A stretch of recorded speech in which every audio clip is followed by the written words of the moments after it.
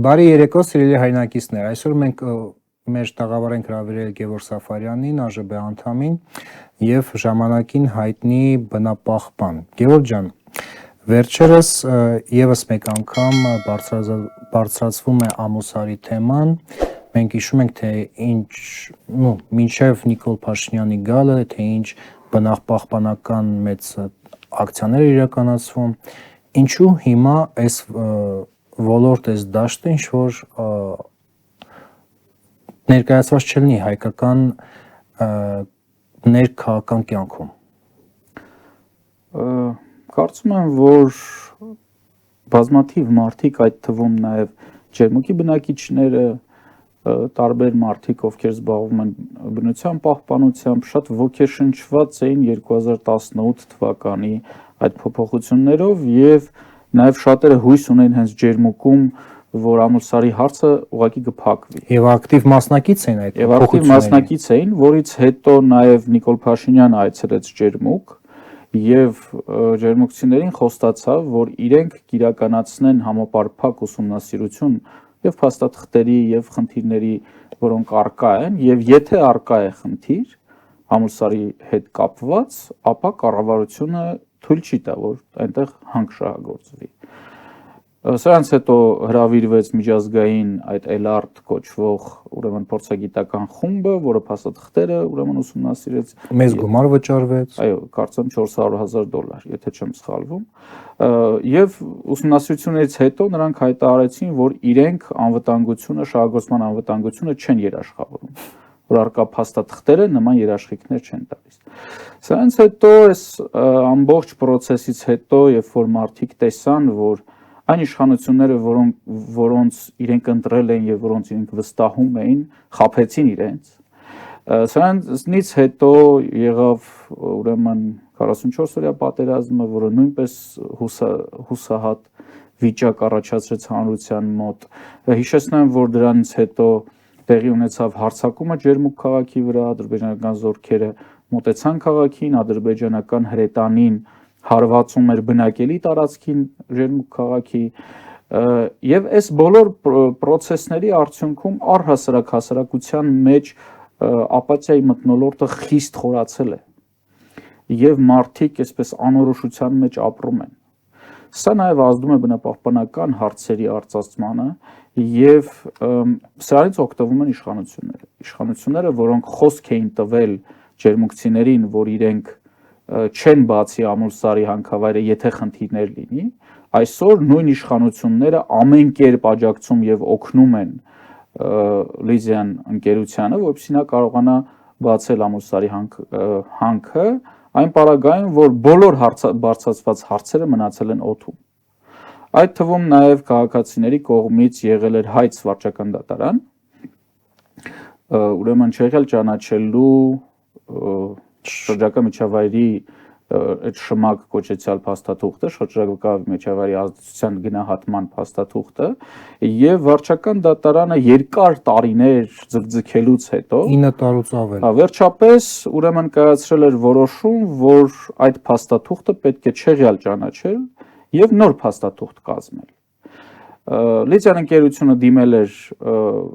վերաքննիչ դատարան, որպիսի գործը ուրեմն վերաքննվի այն բանի համար, որ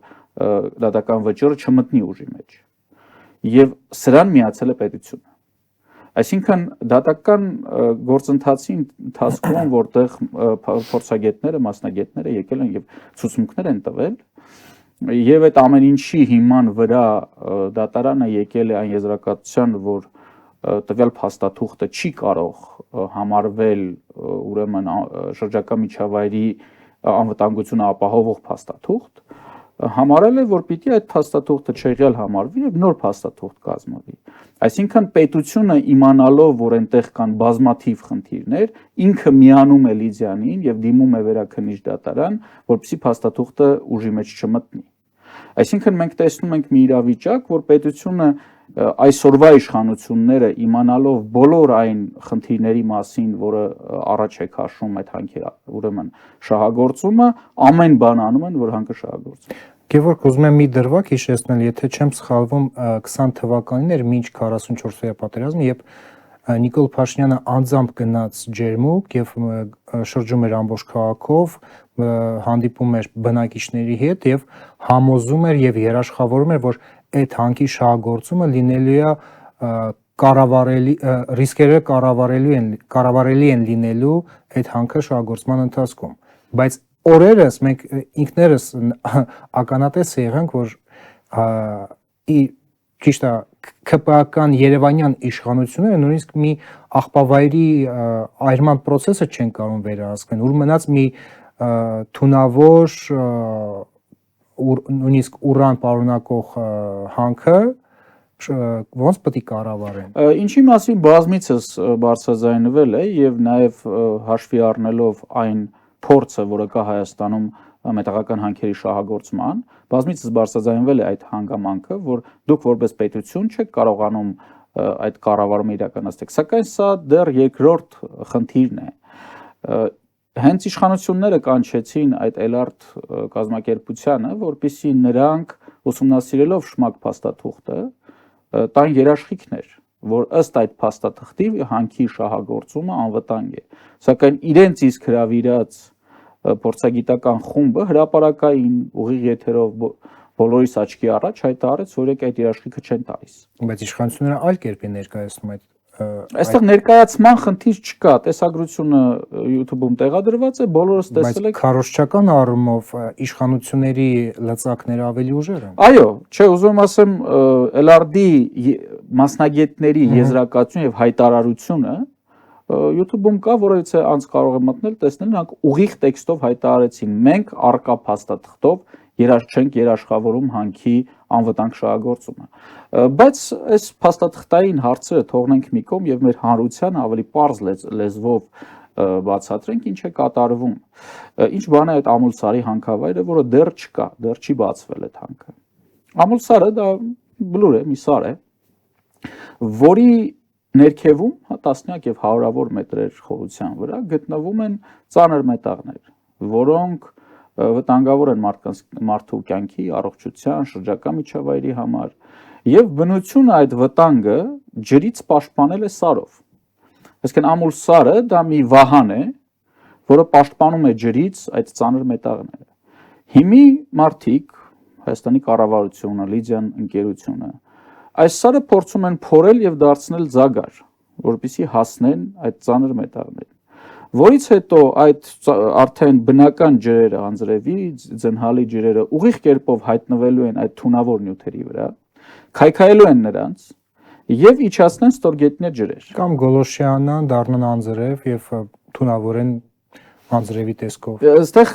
շատ ավելի վտանգավոր է նրանց հոսքը, այսինքն նրանք հավաքվում են, լվանում են, այսպես ասենք, այդ ծանր մետաղները եւ հոսում են դեպի ստորգետնյա ջրեր։ Եվ կողքը գտնվում է արփագետը, որի ջրերը հայտնվում են Այո, Սևանում։ առհասարակ մենք գիտենք, աշխարհագրության դասագրքից կարծում եմ բոլորը գիտեն, որ ստորգետնյա ջրեր հոսքերը վաղ թե ուշ աղբյուրների տեսքով դուրս են գալիս եւ մենք խմում ենք այդ ջուրը։ Կամ լցվում են գետերը եւ մենք օգտագործում ենք օրինակ գյուղատնտեսական աշխատանքների համար այդ թունավոր ջրերը։ Սրա հետ մեկտեղ նաեւ Սևանի հանձնաժողովը ժամանակին տվեց բացասական եզրակացություն Ամուլսարի հանքի շահագործման համար, ասելով, որ Ամուլսարը գտնվում է Սևանի ջրհավաք ավազանում եւ Ամուլսարում կուտակված ջրերը վաղ թե ուշ հայտնվում են Սևանում։ Իսկ Սևանը Հայաստանի ամենամեծ եւ տարածաշրջանի ամենամեծ քաղցրահամ ջրի պաշարն է։ Այսինքն Ամուլսարի շահագործմամբ մենք կարող ենք թունավորել Հայաստանի ամենամեծ ուրեմն քաղցրահամ ջրի պաշարը, որը այսպես թե այնպես ունի մեծ խնդիրներ։ Մենք տեսնում ենք, որ գրեթե ամեն տարի Սևանը կանաչում է, ջրի մուրները այնտեղ զարգանում են եւ Սևանը ունի լրջագույն խնդիրներ։ Եվ նմանատիպ գործընթացների դեմը եթե մենք չկարողանանք առնել, ինչ որ մի օր Սևանը կարող է կանաչել եւ այլևս ուրեմն վերածվել ճահճի։ Սա մեծ աղետ կլինի հայ ժողովրդի համար եւ Հայաստանի Հանրապետությունը ըստ էության կդառնա բնակության համար անպիտան տարածք, եթե մենք թունավորեցինք Սևանը։ Հիմի երբ որ ուրեմն Նիկոլ Փաշինյանները կամ մյուսները խոսում են անվտանգ շահագործման մասին, նրանք չեն պատասխանում, թե իրենք բնական ջրերի հետ ինչ են անելու։ Եվ երբ որ նրանց կամ Լիզյանի ներկայացուցիչներին անընդհատ հարց է տրվում, թե ջրերի հետ ինչ է կանելու, նրանք փորձում են խոսակցությունը շեղել դեպի տեխնիկական ջրեր, այսինքն այն ջրերը, որոնք օգտագործվում են տվյալ հանքի շահագործման համար, եւ իրենք ասում են, որ մենք այդ ջուրը մտցնելու ենք փակ ցիկլի մեջ։ Այսինքն ջուրը դուրս չի գալու բնություն։ Սակայն հարցը տեխնիկական ջրերի մասին չէ։ Հարցը բնական ջրերի մասին է։ Այսինքն անձրևաջրերի, ձնհալի ջրերի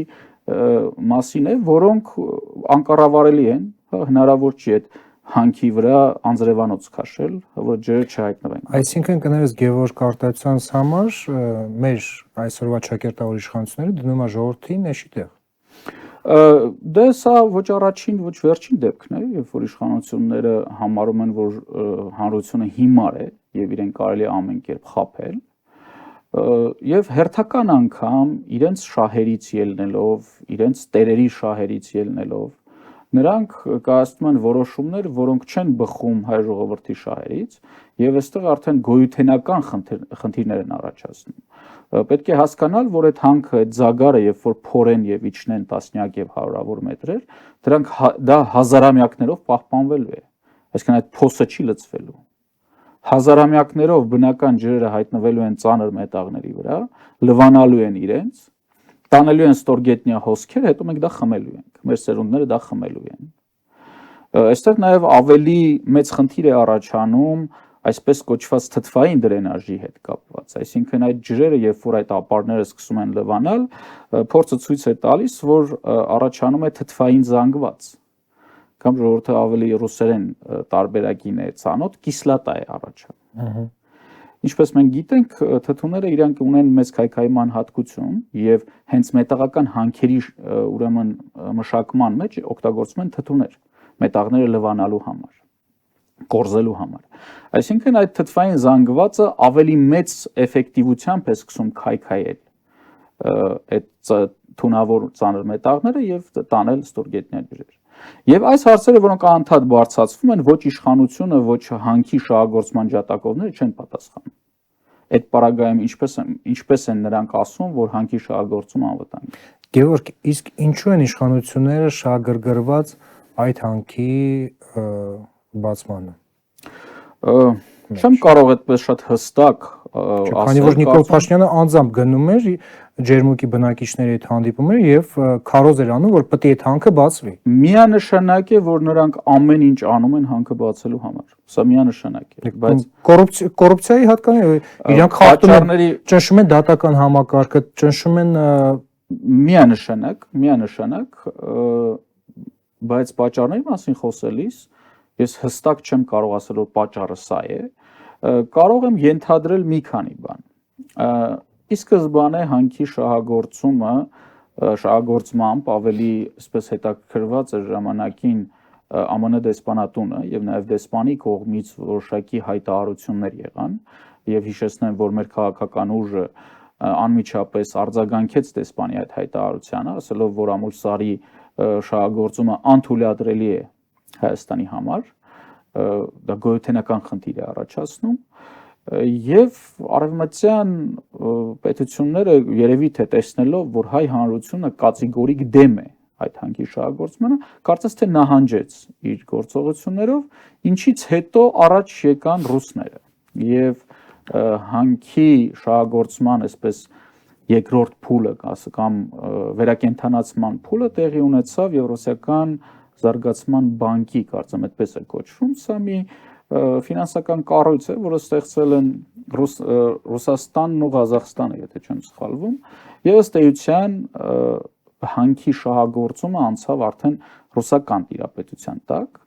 եւ մենք այսօր ինչ ենք տեսնում, որ տարվա վերջին հատվածում, արդեն աշնանային հատվածում, եթե մենք ենթադրենք, որ այդ հանքը աշխատող հանք լիներ, տարվա այս ժամանակահատվածում այդ հանքի շահագործումը արդեն պիտի տարվեր դեպի կոնսերվացիա, որովհետև ինքը շատ բարձրադիր վայրում է, այնտեղ շաբաթներ անց ձյուն է գալու։ Բայց մենք ինչ ենք տեսնում, որ հենց տարվա այս վերջի հատվածում նախարարը այցելում է հանքի տարածք եւ ասում է, որ մենք այստեղ սկսում ենք աշխատանքներ։ Այսինքն այս հատվածում փոխանակ աշխատանքները դադարեցվեն արդեն կամ պատրաստվեն դադարեցվելու, նրանք նոր սկսում են։ Ամենայն հավանականությամբ սա մեսիջ է նախ Ռուսաստանին, որ ցույց տալու համար, որ պետությունը ամեն բան անում է, որպեսզի հանքը շահագործվի։ Երկրորդը կարծում եմ, որ սա գործողություն է, որպեսզի նոր ներդրողների գտնեն։ Եթե պետությունը երաշխավորում է, որ հանքը շահագործվում է, ամենայն հավանականությամբ դա բերելու է տվյալ ընկերության ակցիաների բարձրացմանը եւ դա երաշխիք է լինելու ներդրողների համար, որ իրենց ներդրումները չեն կորի։ Այս երկու հիմքն եմ ես տեսնում եւ ես տեսնում եմ, որ այո, նաեւ իշխանությունները շահագրգռված են այդ գումարները նաեւ օգտագործել թե իրենց PR-ի համար, որ տեսեք մենք պետբյուջե բերում ենք այսքան գումար եւ այդ գումարները նաեւ հոսելու է իրենց գրպանը։ Հիշեցնեմ, որ ժամանակին ուրեմն Քաջարյանի պղնձ մոլեբդինային ուրեմն հանքավայրի հետ կապված գործընթացներ գնացին, որից հետո կառավարության ենթակայության տակ տրվեցին մի շարք ակցիաներ այդ հանքից, որը Նիկոլ Փաշինյանը ազատորեն օգտագործում է իր ուրեմն հայացողությամբ։ Տարբեր ձևաչափերով լինի դա պարգևավճար կամ այլ։ Այո, իր հայացողությամբ է օգտագործում, եթե չեմ սխալվում, կառավարման տվյալ ակցիաների կառավարումը տրված է հենց վարչապետի աշխատակազմին, այսինքն ուղիղ իր ձեռքի տակ։ Գևորգ, ուզում եմ այսպիսի հարց տալ, տեսեք, ուզում եմ բացատրել մեր դիտորդներին, թե ինչու ենք մենք մեր եթերաժամը տրամադրում այս թեմային, քանի որ մենք տեղյակ ենք, թե ինչ մեծ մարտահրավերներ են կանգնած մեր պետականության առջև, դա լինի թե սահմանադրության հարցը, թե այսպես կոչված ընտրությունների ապագա սպասվող հարցը եւ հանրաքվեն է, ինչի մասին մեր ճշտամին հաճախ է խոսում։ Ինչու ենք մենք կարևորում այս հարցը մեր պետության ապագայի, մեր սերունդների ապագայի համար։ Արդեն կարծում եմ ես այդ հարցին պատասխանեցի, որովհետեւ Ամուլսարի հանքի շահագործումը վտանգում է մի կողմից ջերմուկի ջրերը, ինչի արդյունքում ջերմուկը որպես առողջապահական քաղաք ըստ էության կդադարի գոյություն ունենալ։ Այսինքն մարդիկ գնալու էին ջերմուկ իրենց առողջությունը վերականգնելու համար։ Հիմա այնտեղ առաջանալու է մի միջավայր, որտեղ նախ ռադիոակտիվ ֆոնն է բարձրանալու այդ տարածաշրջանի, երկրորդ էլ ոչ մի մարդ չի ուզենա առողջությունը վերականգնել միտեղ, որտեղ մի քանի 100 մետր են կողմ պայթեցումներ են, փոշի է եւ այսպիսի պայմաններում ըստ էության ջերմուկ քաղաքը կդադարի որպես առողջապահական քաղաք լինելուց։ Այսինքն մենք վտանգում ենք ջերմուկի բնական ջրերը, հանքային ջրերը, որը անսպառ, հա, դարերով անսպառ ռեսուրս է։ Մյուս կողմից ինչը ամենակարևորն է, վտանգվում է Սևանա լիճը։ Եթե Սևանա լիճը մենք թունավորում ենք ծանր մետաղներով, ապա Հայաստանի ապագան լինելու է տոքսիկ անապատ։ Մենք կունենանք տարածք, բայց այդ տարածքում ապրելը կլինի խիստ վտանգավոր։ Տեղից էլ Հայաստանում առկա մետաղական հանքարդյունաբերությունը լուրջ վտանգներ է ստեղծում, մանավանդ Սյունիքի մարզում։ Հիմի մենք հանքարդյունաբերության միջոցով կարող ենք թունավորել Սևանը, ինչի վտանգավորության աստիճանը անհամեմատ արդեն ավելի բարձր է, քան այսօրվա Սյունիքի թունավորումը։ Եվ որpիսի մենք մեր ապագա սերունդների համար չստեղծենք տոքսիկ անապատ,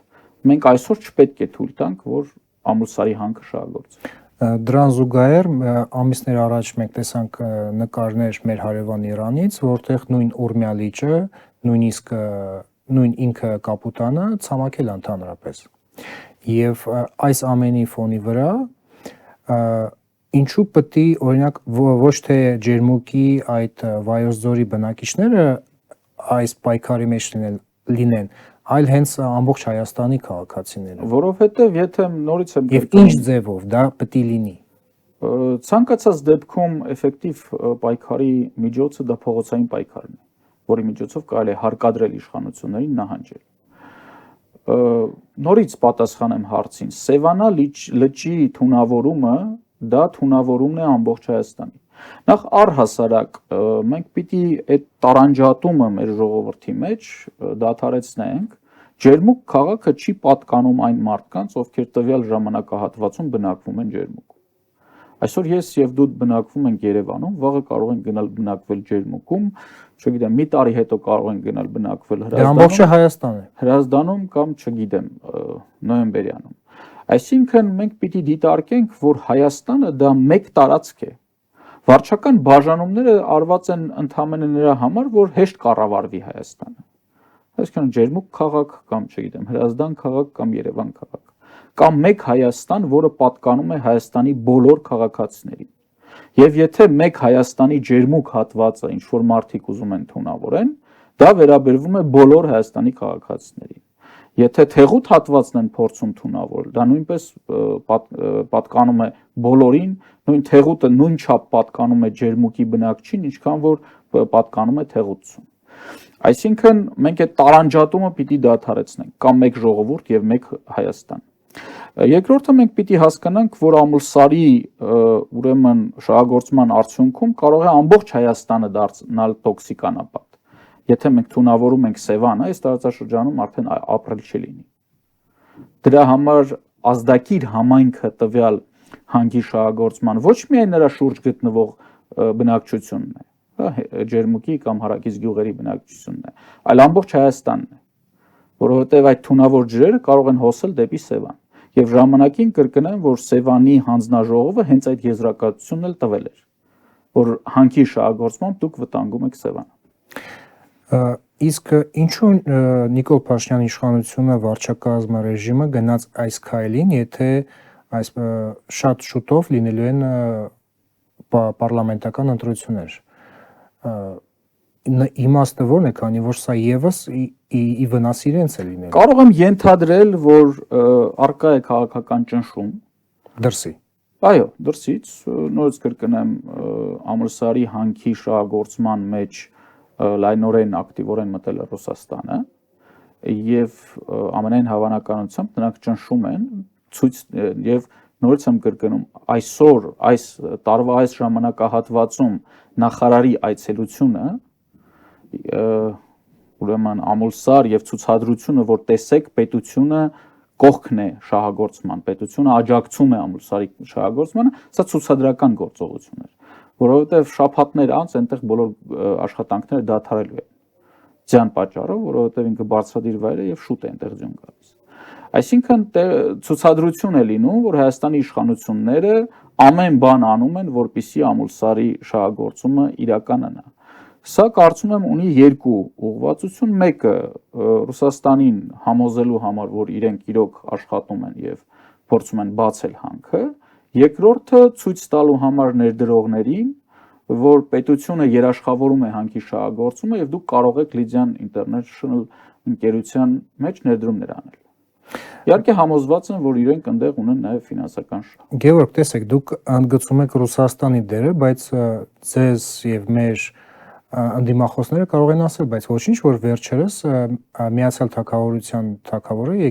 այցելել էր հենց այդ վայրը։ Ես դրա մասին խոսեցի, դա վերջերս չէր։ Ի սկզբանե ուրեմն մենք տեսանք եւ ԱՄՆ-ի աջակցությունը եւ այո Միացյալ Թագավորության աջակցությունը այդ հանքավայրի շահագործմանը, նորից եմ կրկնում, ինչին մենք բավականին կատեգորիկ արձագանքեցինք, ասելով, որ հանքը չպետք է շահագործվի եւ ԱՄՆ դեսպանը ճիշտ դիրքորոշում չունի դրա վերաբերյալ, բայց այսօր մենք տեսնում ենք, որ խաղաքարտերը փոխվեցին, երբ որ մենք տեսնում ենք, որ ռուսական ֆինանսավորում ունի հանքը, ակնհայտ է դառնում, որ շահագրգռվածության առաջին կողմը Ռուսաստանն է։ Ցանկացած դեպքում դա կլիներ ԱՄՆ-ն, կլիներ Մեծ Բրիտանիան, թե որևիցե պետություն, ով մեր երկրի տարածքում նման վտանգավոր ուրեմն հանքի շահագործմանը կողմ է, իհարկե մենք դեմ ենք արտահայտվելու եւ ամեն քայլ պետք է անենք, որպեսզի Ամուլսարի շահագործում չսկսվի, որովհետեւ ինչքան այնտեղ սկսվեց շահագործման գործընթացները, այդքան մենք վնասելու ենք մեր երկրին։ Գևորգ, եւ վերջին հարցս, ճիշտ է, մենք BVR-ը այսօր իշխանության չի, բայց ինչ կարելի էր անել ամբողջ խոսքը միայն Ամուլսարի մասին չէ, ամբողջ ոլորտի մասին է այդ հանքարդյունաբերության, եթե օրինակ BVR ունենար իշխանական լծակներ։ Դա առանձին մի տնտեսության սեգմենտ Հիմնական դրույթները։ Այո, ենթակառուցվածք է, որտեղ պետք է փոխվի ամեն բան, Նախ մենք երբ որ խոսում ենք օրինակ Ամուլսարի վերաբերյալ կամ Քաջարյանի ուրեմն հանքի վերաբերյալ, մենք խոսում ենք մետաղական հանքերի մասին։ Հայաստանում կան նաև ավազի հանքեր, կան քարի հանքեր եւ այլն, որոնց շահագործումը նույնպես վնասում է բնությանը, սակայն նրանց տված վնասի չափը անհամեմատ է մետաղական հանքի տրված վնասի հետ։ Այսինքն այս առանձին պիտի սեգմենտավորվի հանքարդյունաբերությունը, գնահատվի նրա տված վնասները եւ նախ առաջինը այդ հանքերը պիտի անցնեն ուրեմն Հայաստանի Հանրապետությանը եւ հայ ժողովրդին, պետք է ազգայնացվեն եւ այդ հանքերից ստացված ամբողջ եկամուտը պիտի գնա պետական բյուջե։ Սա չի նշանակում, որ օրինակ հանքի կառավարումը պարտադիր պիտի իրականացնի պետությունը կարող է վարձել որևիցե ընկերության, որը իրականացնի հանքի կառավարումը, բայց դրա եկամուտները պիտի գնան հայ ժողովրդին, որովհետև հիշեցնեմ, որ նաև անկախության հռչակագրի մեջ դրա հղում կա, բայց այդ դա էական չի, առասարակ։ Որը դերքը ազգային է։ Հայաստանի Հանրապետության տարածքը պատկանում է հայ ժողովրդին։ Հայաստանի Հանրապետության տարածքում գտնվող բնական հանածոները պատկանում է հայ ժողովրդին։ Եվ հիմա ինչ է ստացվում, ինչ որ մի ընկերություն գալիս է հայ ժողովրդին պատկանող ընդերքը շահագործում է եւ դրանից ինչ որ գրոշներ է թողում հայ ժողովրդին ամբողջ այդ ուրեմն գումարը վերցնելով իրեն։ Սա նման է բացի գրոշներից նաև թունավոր պոչամբարներ։ Եվ ժառանգում է հազարամյակներով թունավոր պոչամբարներ։ Եվ նաև թե միջազգային եւ թե հենց Հայաստանի փորձը ցույց է տալիս, որ այդ պոչամբարները բնությունը չի կարողանում վերացնել անգամ հազարամյակների ընթացքում։ Հազարամյակներ են անցնում եւ այդ պոչը դեռ պահպանվում է, այսինքն ինքը շարունակում է թունավորել սերունդներին։ Ինչ է ստացվում, ինչ որ ընկերություն մեր ունեցվածքը շահագործում է, մեզ տալիս է գրոշներ, ժառանգում է մեզ ուրեմն թունավոր նյութեր եւ հեռանում է մեր երկրից։ Սա նման է այն մի գործընթացի, որ ինչ որ մի բրոկեր գա մեր տունը վաճառի եւ դրանից մի փոքրիկ տոկոս մեզ տա գումար։ Մնացածը դնի իր գրպանը եւ գնա։ Ինչը անհեթեթ կլինի։ Եվ այս մոտեցումը, այս կոնցեպտուալ փոփոխություն պիտի լինի։ Հանքերը պիտի ամբողջովին պատկանեն հայ ժողովրդին։ Եվ ընդհակառակը շահագործող ընկերությունը ընդհանրապես պետք է փոքրիկ գրոշներ ստանա հայ ժողովրդի հանքերը շահագործելու համար։ Շնորհակալություն Գևորգ եւ ուշադիր լինենք այս թեմաներին, ճիշտ է մեր ուշադրությունը մի քիչ մեծ ավելի ճիշտ է, սա էլ է կարևոր եւ մեծ թեմա, բայց մեկի այսպես ասած այլ մեծ վտանգներ կան մեր արժեվ կանգնած եւ մենք ստիպված ենք հիմնական մեր ուշադրությունը այդ ուղղությամբ ուղղել, բայց եւ մենք պիտի հասկանանք, որ մեր երկրում այսօր ամենամեծ վտանգը դա այն իշխանությունն է, որը այդ որոշումները կայացնում է։ Ցավոք սրտի ժամանակին մենք ջերմուկցիների հետ միասին պայքարում ենք Ամուլսարի հանքի համար եւ բազմաթիվ ջերմուկցիներ շատ ուղիղ տեքստով ասում են, որ իրենք հանդիսանում են Նիկոլ Փաշինյանի աջակիցները եւ իրենց գործողությունները Նիկոլ Փաշինյանի կամ արկա կառավարության դեմ չեն։ Եվ մենք բացատրում ենք, որ չէ որ այդ որոշում կայացնողները այդ մարդիկ են որոշում կայացնում հանքը բացելու։ Նրանք միևնույն է չէին փոխում իրենց կարծիքը եւ մնում էին կառավարության ջատագովներ եւ պաշտպաններ։ Հուսով եմ, որ հիմի կոնե իրենք հասկացան, որ Ամուլսարի պաշտպանության այդ ամբողջ շարժումը դա քաղաքական շարժում էր։ Քաղաքական ոչ այն իմաստով, որ պետք է ծառայեր ինչ որ կուսակցությունների շահին։ Քաղաքական այն իմաստով, որ նա ընդդեմ էր այն որոշմանը, որը կայացնում է կառավարությունը, իսկ կառավարության որոշումները քաղաքական որոշումներ են։ Եվ այսօր քաղաքական կայացրած որոշման արդյունքում է, որ Ամուլսարը փորձում են բացել։ Եվ մենք պիտի հասկանանք, որ այս բոլոր ուրեմն արհավիրքների, աղետների աղբյուրը այն իշխանություններն են, որոնք նման որոշումներ կայացնում են։ Բացի դա, սա այն հարցն է, որը կարող է համախմբել նաև այլ քաղաքական ուժերին։ Սա այն հարցն է, որը չպետք է լինի մի կուսակցության կամ մի քաղաքական ուժի Սա ընդհանուր մեր բոլորիս ոչ միայն տարբեր քաղաքական ուժեր, նաև տարբեր հասարակական կազմակերպություններ եւ առհասարակ տարբեր անհատներ եւ քաղաքացիներ։ Մարդիկ իրենք պիտի տեր կանգնեն սեփական երկրին։ Հա շատերը տեղին եւ անտեղին կարող են վանկարկել, թե մենք ենք տերը մեր երկրի, բայց երբ որ գալիս է տեղը այդ երկրին տեր կանգնելու, այդ մարդիկ չկան։ Գիտեք ինչ, երբ որ մեր տան վրա մի փոքրիկ ճաք է առաջանում,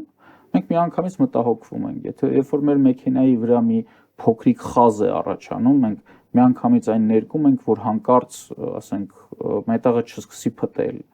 Բայց երբ որ մեր երկրի վրա մի մեծ խոռոչ են պատրաստվում ստեղծել, որը մեր սերունդներին համար ստեղծելու է թունավոր անապատ, մենք բոլորս լռում ենք։ Լռում ենք, որովհետև մենք չենք համարում այդ մեր երկիրը։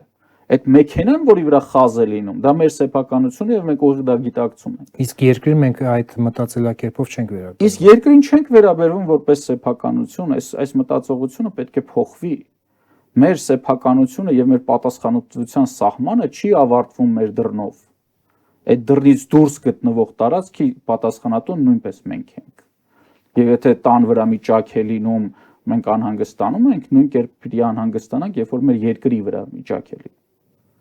Այսինքն այդ վանկարկումները, թե մենք ենք տերը մեր երկրի, դրանք չպետք է լինեն ընդհանրապես խոսքերի կույտ։ Պետք է լինի իրականություն։ Այո, երկրի տեր լինելը Գործով քայլերով ենթադրում է ոչ միայն իրավունքներ, այլ նաև պարտականություններ։ Այսինքն խոսքը չի գնում հիմա օրենքով սահմանված պարտականությունների մասին։ Խոսքը գնում է այն պարտականությունների մասին, որ յուրաքանչյուր քաղաքացի ինքը իր առաջ պիտի դնի։ Որ եթե իր երկրին վնասում են, ինքը պարտավոր է դրա դեմը առնել։ Եվ քանի դեռ մենք տան նստած ենք մեր բազկաթոռներին եւ բողոքում ենք, թե այս ինչ են անում, նրանք շարունակելու են անել։ Շնորհակալություն Գևորգ եւ հարգելի հայրենակիցներ, վերջացնելով այսօրվա եթերը, Գևորգի խոսքերը փոխանցելով ձեզ, եկեք լինենք տերը մեր երկրի եւ ապացուցենք դա մեր գործերով։ Այսօր այսքանը, մինչ նոր հանդիպում։